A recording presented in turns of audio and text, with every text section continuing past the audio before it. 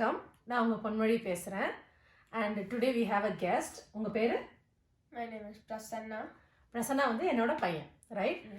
இன்னைக்கு நாங்கள் ரெண்டு பேருமே போட்டி போட்டுட்டு ஒரு புக் படித்தோம், விச் இஸ் லைக் 85 பேஜஸ் தான், which is a very short book. அந்த புக்கோட பேர் வந்து Who Moved My Cheese by doctor Spencer Johnson.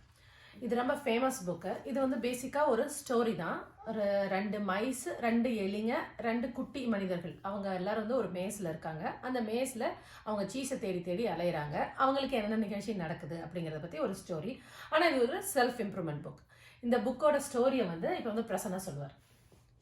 So there are two mice and two little people. Inside a maze, they are looking for cheese. Each day they have a ritual. They get on their jogging shoes and they run through the maze looking for cheese. Sometimes they will find empty corridors, and they will also find some with little or big pieces of cheese. One time they find a big supply of cheese that lasts them a good few weeks. Using that, after a few weeks, the mice, who knew their supply was getting smaller and smaller, expected it to be empty within a few weeks. The little people, however, were not conscious of how much they were eating and did not think that it would run out so quickly. When it ran out, the little people, one of them was very angry, he kept demanding why the cheese wasn't there. The other one, who was as well disappointed, wondered why it happened instead of kept shouting. The mice knew that the cheese was not coming back and went back into the maze, and after a few more travels, found another supply with bigger cheese. The little people did not move and kept staying, expecting that cheese would reappear. After a long time, it didn't come. One of the little people knew that it would not come, as the mice did, and went out adventuring for more cheese. But the other one did not think there would be more cheese out there and did not want to waste his time. So he stayed back, waiting for more cheese. The mice, who had found a bigger supply of cheese, were waiting for the little people, but it took a long time for the first person to get there.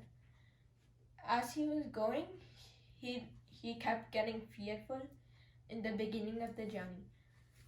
He was thinking that there might not be any cheese and he might get lost.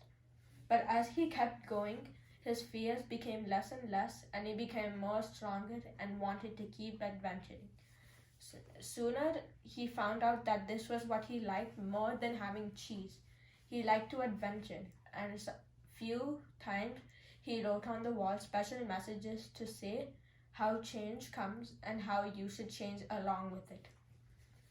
Sooner, the first little person who was adventuring found the bigger supply of cheese with his two mice friends and wanted to bring some back to the first little person. But he knew that the little person who had stayed back would not think that it would be enough. So he kept on waiting, and soon the second little person had read some of the messages that the adventuring one had written on the maze and found his way there. Both of the little person had learned their lesson and how you should change with life as life changes, and you should move on from everything that has changed. That is so wonderful. Thank you. So Prasanna இப்போ என்ன American ஆக்சென்ட்டில் நிறைய இங்கிலீஷில் சொன்னார் அப்படின்னா, பேசிக்காக ஒரு maze இருக்குது. அந்த மேஸில் வந்து ரெண்டு சுண்டலி, ரெண்டு குட்டி மனிதர்கள் இருக்காங்க. அவங்க 4 பேரும் எவ்ரிடே என்ன அவங்களோட வேலை அப்படின்னா, அவங்களோட ஜாகிங் ட்ரெஸ் எல்லாம் போட்டுட்டு, ஜாகிங் ஷூஸ் எல்லாம் போட்டுட்டு, சீஸ் அங்கங்கே இருக்கும் அந்த மேஸில். ஓகே, அங்கே தேடி தேடி அவங்க சீஸை அவங்க சாப்பிட்றது தான் அவங்களோட வேலை. ஒரு நாள் சீஸ் ஸ்டேஷன் சி அப்படிங்கிற ஒரு சீஸ் ஸ்டேஷனை அவங்க கண்டுபிடிக்கிறாங்க. அந்த 2 மனிதர்களும் எவ்ரி சிங்கிள் டே அந்த சீஸ் ஸ்டேஷன் போகிறாங்க, நிறைய சீஸ் சாப்பிட்றாங்க. அந்த சுண்டலிகள் வந்து அவங்களுக்கு சுற்றி நடக்கிற அந்த சேஞ்சஸை வந்து ரொம்ப உன்னிப்பாக கவனிக்கிறாங்க. அந்த சீஸ் நாளாக கம்மியாகுதுங்கிறது புரிஞ்சுக்கிறாங்க. ஸோ அதுக்கேற்ற மாதிரி அவங்க அடாப்ட் பண்ணிகிட்டே இருக்காங்க. ஆனால் இந்த 2 குட்டி மனிதர்கள் என்ன பண்ணுறாங்க, they get so comfortable with the cheese. So everyday அவங்க வந்து அந்த ஜாகிங் எல்லாம் மறந்துடுறாங்க, ஜாகிங் ஷூஸ் எல்லாம் எங்கே போச்சுன்னு கூட தெரியல. அந்த சீஸ் ஸ்டேஷன் பக்கத்துலேயே அவங்களோட வீடை மாற்றிக்கிறாங்க, நல்லா சந்தோஷமாக சாப்பிட்றாங்க, நல்லா உடம்ப வளர்த்துக்கிறாங்க, அது மாதிரி சந்தோஷமாக இருக்காங்க. அதனால அந்த சீஸ் நாளுக்கு நாள் குறையிறது அவங்க உணரவே இல்லை. ஒரு ஃபைன் டே சீஸ் கம்ப்ளீட்டாக காலி ஆயிடுது.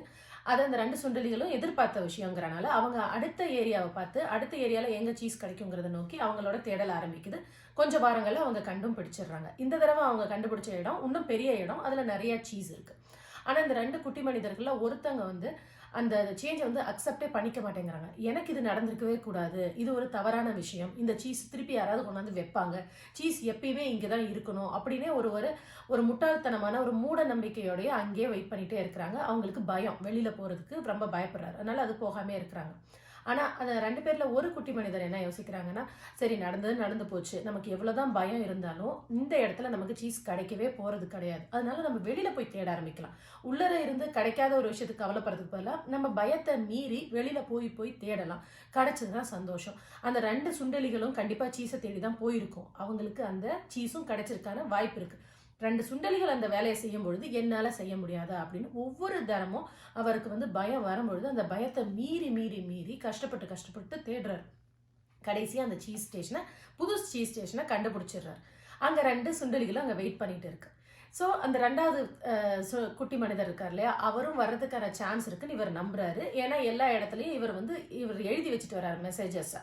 அதாவது சேஞ்ச் கண்டிப்பாக நடக்கும், சேஞ்ச் நடக்கும்பொழுது நம்ம சீக்கிரமாக அடாப்ட் ஆகிக்கணும், சேஞ்சுக்கு நம்ம அடாப்ட் ஆகிக்க மாட்டோம் அப்படின்னு சொல்லிட்டு ஹார்ட் அண்ட் ரிஜிடாக வெயிட் பண்ணிகிட்டே இருந்தோம்னா நம்ம இழக்கிற விஷயங்கள் தான் ஜாஸ்தி அப்படின்னு அது மாதிரி நிறைய மெசேஜஸ் த்ரூ அவுட் எழுதிட்டே இருக்கார். ஸோ ஸ்டோரி இதுதான். ஆனால் அந்த ஸ்டோரியில் இருக்கிற லெசன் மாரல் வந்து ரொம்ப வித்தியாசமாக இருக்குது.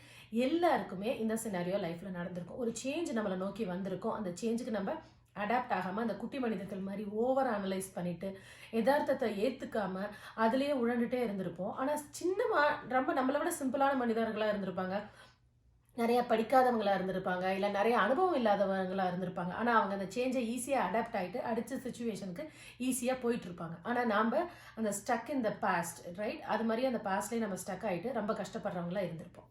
ஸோ இதை பற்றி டீல் பண்ணுறது தான் இந்த book. Okay Prasanna, what do you think about the change? Do you think it is good to wait பண்ணி மெதுவாக அந்த சேஞ்சுக்கு அடாப்ட் ஆகணுமா இல்லை சீக்கிரமாகவே அடாப்ட் ஆகணுமா? I think it is better to adapt quicker so you can learn from it and make sure that you're fine with the next adaptation that you need to make. So change எப்போ பார்த்தாலும் வந்துட்டே இருக்கும், அந்த சேஞ்சை வந்து நம்ம கவனிச்சுட்டே இருக்கணுங்கிறீங்களா இல்லை கம்ஃபர்டபுளாக change இருந்தாலும் பரவாயில்ல நம்ம கம்ஃபர்டபுளாக இருக்க முடியுமா ஒரு சுச்சுவேஷனில்? In some situations both are okay, but in many you need to move past what's happening on and move back to the present which is happening and change yourself. Okay. இப்போ உன்னோட லைஃப்பில் so far இது மாதிரி ஏதாவது situation, have you seen any situation like this and have you been, நீ அந்த சுண்டலிகள் மாதிரி அந்த மைஸ் மாதிரி சீக்கிரமாகவே அடாப்ட் ஆகிட்டியா இல்லை அந்த குட்டி மனிதர்கள் மாதிரி you took some time to adapt? I think I've experienced this a few times in my life, but like the little people, I didn't want to adapt and I thought life was perfect the way it was.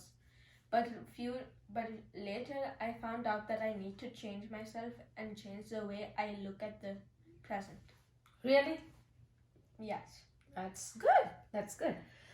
அது மாதிரி சுண்டலிகள் மாதிரி அந்த குட்டி மனிதர்கள் மாதிரி எனக்கும் நடந்திருக்கு.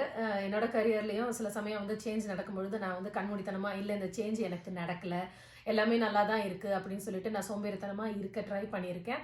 அப்போ அந்த சுண்டலிகள் மாதிரி இல்லாமல் அந்த குட்டி மனிதர்கள் மாதிரி நான் அடாப்ட் ஆகாமே இருந்திருக்கேன். when I hit the rock bottom, அதுக்கப்புறமாட்டிக்கு தான் ஐ ரியலைஸ்ட், ஓகே இதுக்கு மேலே இங்கே நமக்கு வேலை கிடையாது, நம்ம புது டெக்னாலஜி கற்றுக்கணும், நிறைய புது விஷயங்கள் கற்றுக்கணும், இந்த வேலையில் சர்வைவ் ஆகணும்னா, வேலையே பார்க்கணுன்னா நம்மளோட கோர்ஸ் ஆஃப் ஆக்ஷனையே மாற்றணும் அப்படின்னு யோசித்து நானும் பண்ணியிருக்கேன். சில சேஞ்சஸ் அது மாதிரி நடந்திருக்கு.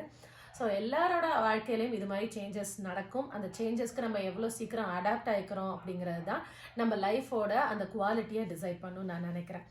மீண்டும் எங்களுக்கு இது மாதிரி சிம்பிளான புக்கு 2 காப்பி கிடச்சிதுன்னா உங்களை திரும்பவும் இதே மாதிரி நாங்கள் சந்திக்கிறோம். until then Moonlight Thoughts-க்கு வந்து சப்ஸ்கிரைப் பண்ணுங்கள், லைக் பண்ணுங்கள், ஷேர் பண்ணுங்கள், கமெண்ட் பண்ணுங்கள். and bye from Ponmozhi and Prasanna. Thank you. Have a good day. Nice. Hi. No, let them go out. I can edit it. Oh yeah. I'll tell you 1, 2, 3, then we'll go. Okay? Okay. நல்ல smile லவுடரா பேசுங்க. Okay? Okay. 1, 2, 3, go. Hi.